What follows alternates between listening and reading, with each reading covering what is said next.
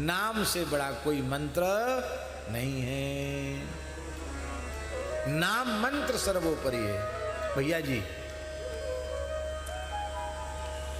मंत्र का जो अनुष्ठान है उससे सिद्धि तो बहुत शीघ्र होती है, पर उसमें एक भय है।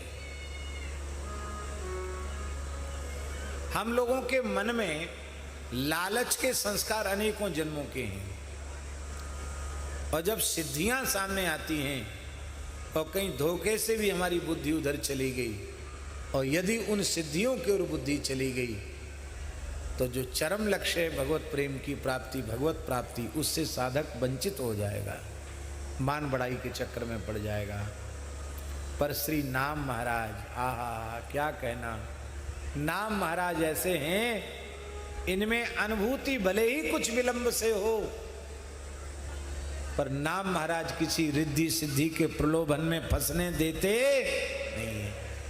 इसलिए मंत्र जप भी करना चाहिए, हम नहीं कहते मंत्र जप मत करो, पर मंत्र जप सदा सर्वदा नहीं किया जा सकता, पर नाम जप निरंतर किया जा सकता है। इसलिए मंत्र जप भी करो, पर जोर नाम जप पर रखो। और भैया जी कैसा विचित्र परिवार देखा, सबके होठ हिल रहे, सबके नाम जप चल रहा, पुत्र हो, पुत्री हो, पत्नी हो, घर में 11 अरब राम नाम विराजमान है। कितना? और ठाकुर जी स्वयं अयोध्या से चल के आए उनके यहां, चमत्कारिक ढंग से।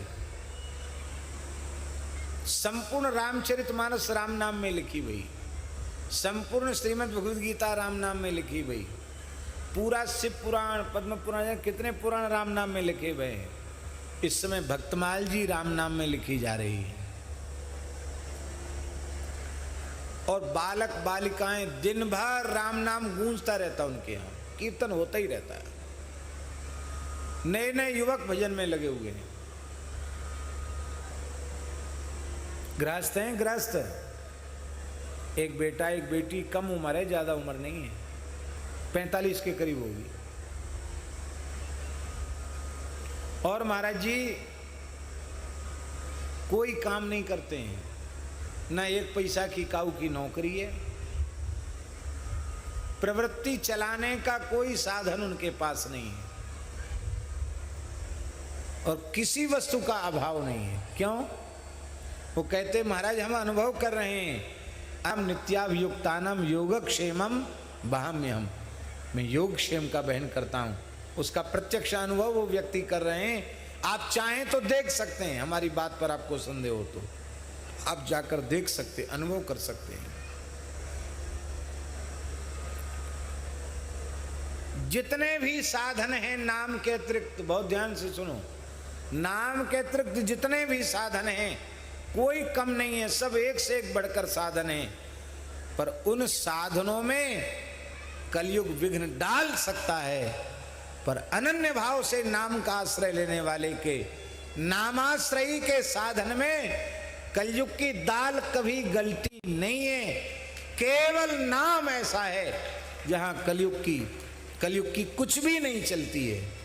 इसलिए भैया नाम सर्वोपरि है। मेरी प्रार्थना है माताओं से, ये ब्रज के गांव की माताएं खेत खलियान में भी काम करती हैं, घर में भी काम करती हैं, गैया भैंसन की सेवा भी करती हैं, बालकों की भी सेवा करती हैं, अपने परिवार की सेवा करती हैं। आप सब काम करें, निरंतर भगवान नाम का जप करो, मेरी प्रार्थना है। रोटी बनाते हुए, झाड़ू लगाते हुए, बच्चों की सेवा करते हुए नाम बंद न हो। प्रातःकाल जगने से लेकर सोने तक नाम की स्मृति बनी रहे, भीतर से बाहर से किसी भी पद्धति से नाम की स्मृति बनी रहे।